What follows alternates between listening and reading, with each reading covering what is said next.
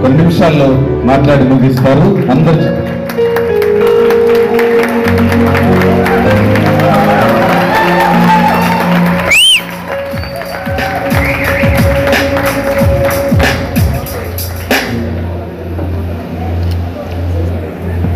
ప్రభు అయిన యేసు క్రీస్తుకి నా హృదయపూర్వకమైన కృతజ్ఞతాస్తుతులు చెల్లిస్తున్నా.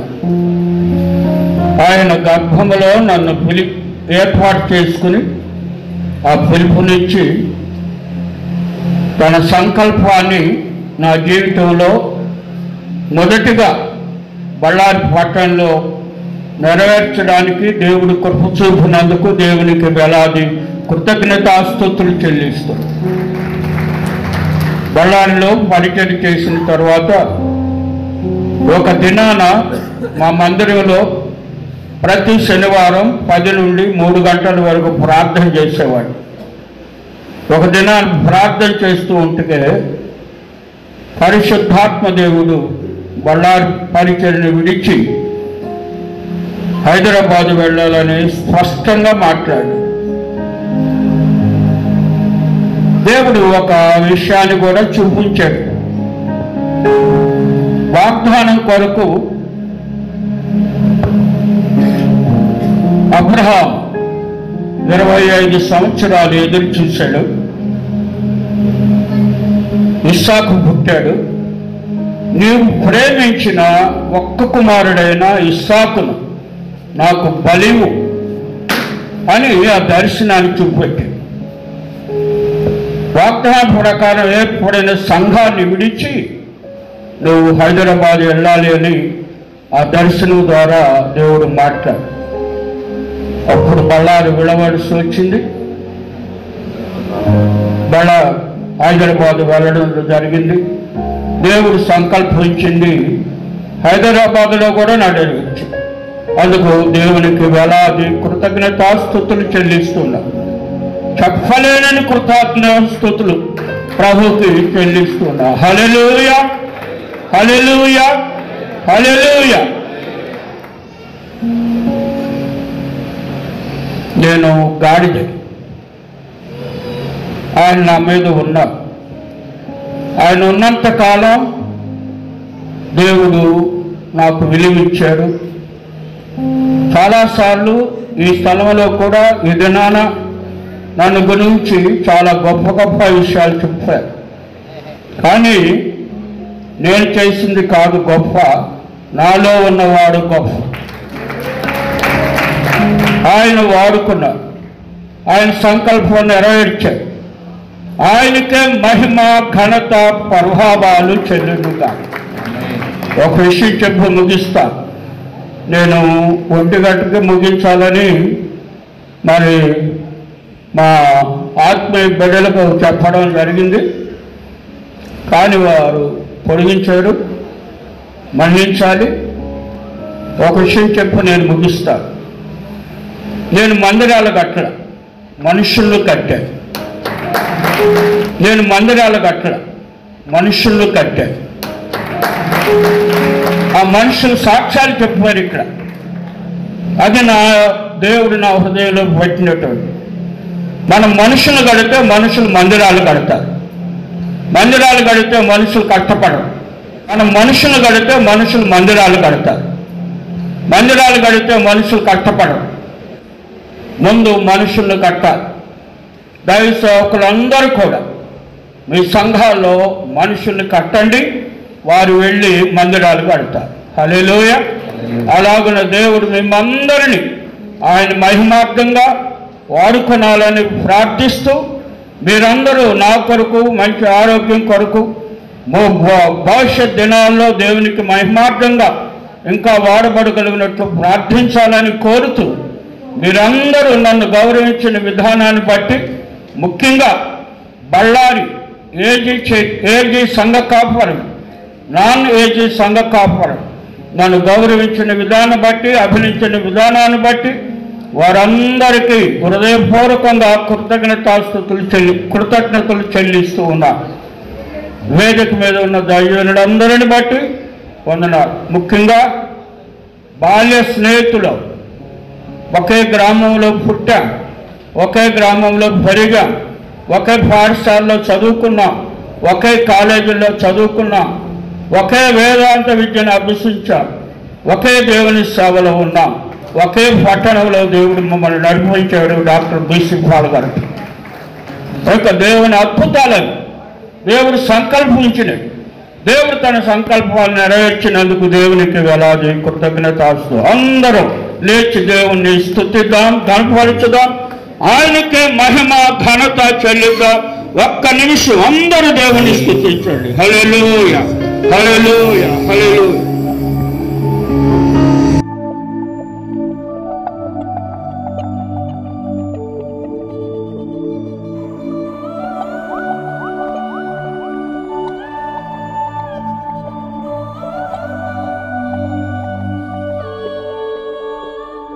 సేవకులారా, సువార్తికులారా, యేసయ్య కోరుకున్న శ్రామికులారా, సేవకులారా, సువార్తికులారా,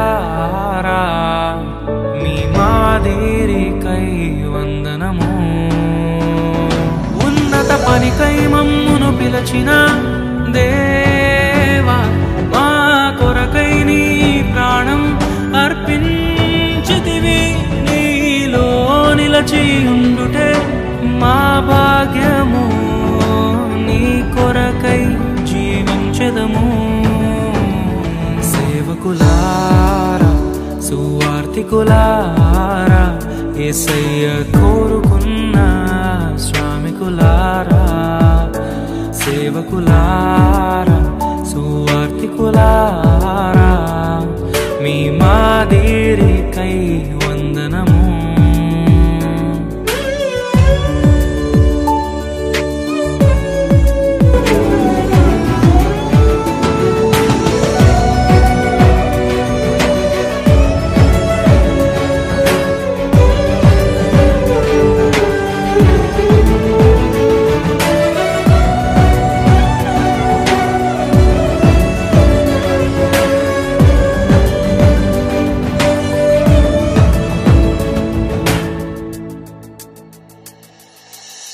దైవాజ్ఞను నెరవేర్చుటకు మా కోసం బలి అయ్యారు.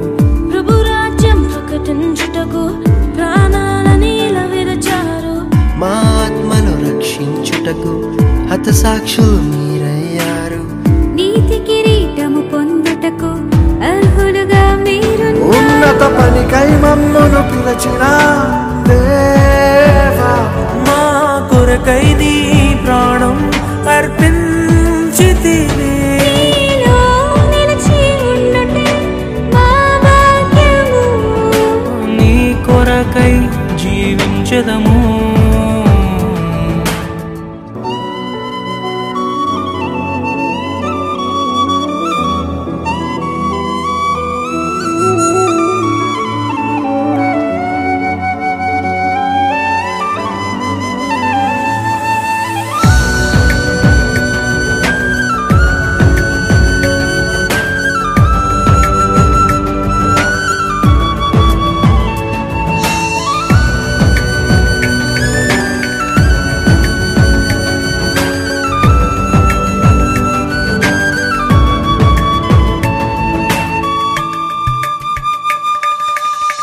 సంగమును కాపాడుటలో కాపరులుగా మీరున్నారు.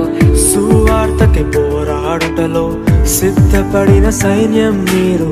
మీ ప్రేమను ఎరుగని వారు అన్యాయముగా మిమ్ము చంపారు. మీ త్యాగం మేము ఎన్నటికీ మరచిపోము. సేవకులారా, సువార్తికులారా, మీ మాదిరికై వందనము.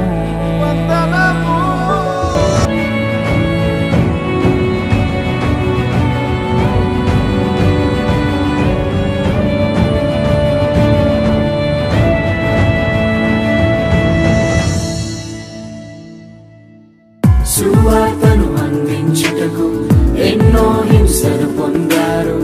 ఆకలితో మోకాళ్ళ సార్లుని సంఘమును పోషించారు. మాకు మాదిరి చూపించుటకు క్రీస్తును పోలి జీవించారు.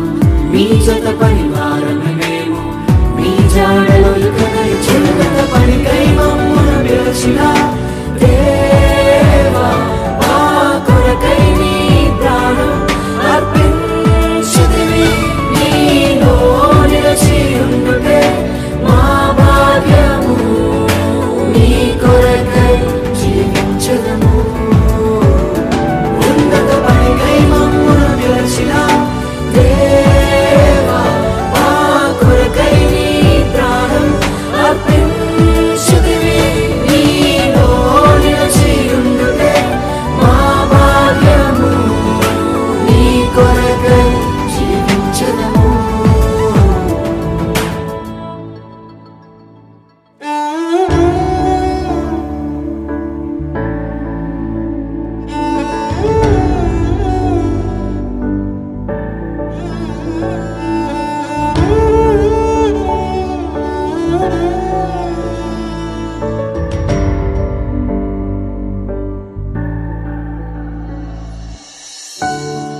నిజమే కదా, మన దైవ సేవకులు మన కొరకు ఎంతో పాటుపడుతున్నారు. మన జీవితంలో కష్టం వస్తే వారు కన్నీటితో ప్రార్థన చేస్తున్నారు. మన జీవితంలో బాధలు ఎదురైతే వారు మనల్ని ఓదారుస్తున్నారు. హెబ్రీయులకు రాసిన పత్రిక 13వ అధ్యాయం 17వ వచనం ప్రకారంగా, మీ పైన నాయకులుగా ఉన్నవారు లెక్క అప్పచెప్పవలసిన వారి వలె మీ ఆత్మలను కాయుచున్నారు. వారు దుఃఖముతో ఆ పని చేసిన ఎడల మీకు నిష్ప్రయోజనము గనుక దుఃఖముతో కాక ఆనందముతో చేయనట్లుగా వారి మాట విని వారికి లోబడి ఉండుడి. They might not be famous in the eyes of men, but they are surely famous in the eyes of God. And go show some love to your pastor. God bless you.